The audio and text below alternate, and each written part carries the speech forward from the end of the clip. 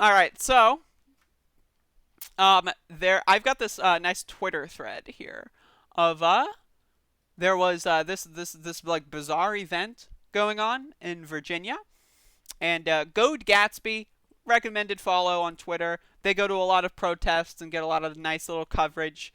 They're also very sarcastic, and I appreciate that. But there was like a big stop the steal thing in Virginia. I don't know why it was Virginia. Virginia was a pretty, blue state, but, I don't know. I guess they're too lazy to go take a drive over to North Carolina or something where, I don't know, North Carolina technically hasn't been called yet, right? So, but they're in Virginia. You can see these goons with guns. There's like info wars going through. Um, but as you can see, like these people are just kind of nuts. Like, are you like they're chanting 1776?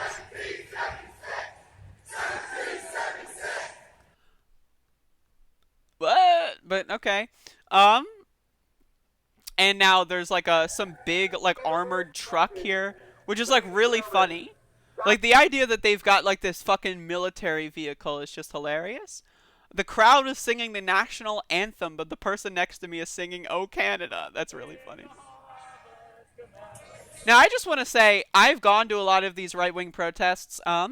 When I lived in Washington D.C., they happen there all the time, and I was just like a 10-minute walk away.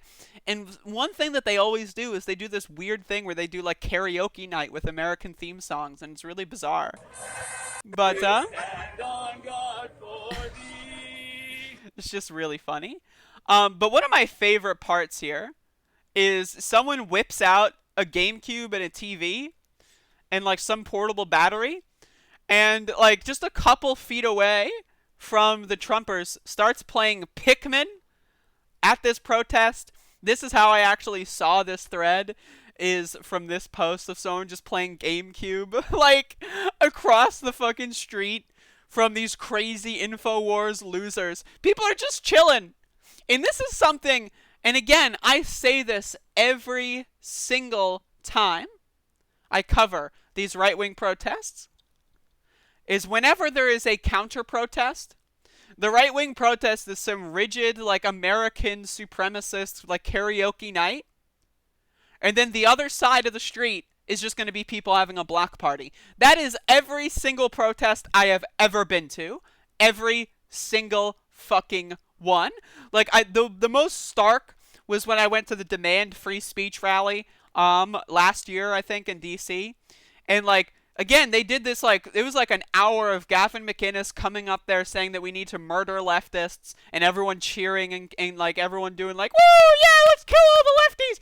And then it was like a bunch of, they had like this 10-year-old black kid go up there and say like, Donald Trump is stopping racism. It was disgusting. It was gross. They were singing the American songs. And then I go across the street, and it's like there's a live concert, right? There's people breakdancing in the street. There's like a pungent smell of marijuana. People are passing around joints and blunts, and and it's just like everyone's having a good time.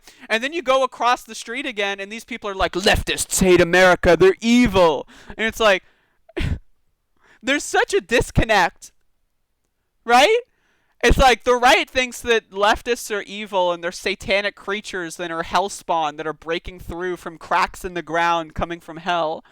And then you go across the street and they're just smoking weed and playing Pikmin. But again, I don't know, man. Right-wingers are just really funny, so. But yeah, the absolute state of right-wingers in the United States of America. One thing has not changed in 2020, and that is the amount of delusion. Well, actually, I guess it has changed, and it's only gotten worse. But my point is, the right, very, very delusional. They're not living in reality. They're living in some weird, fictitious, kind of like West Wing style, like adjacent reality. It's really strange.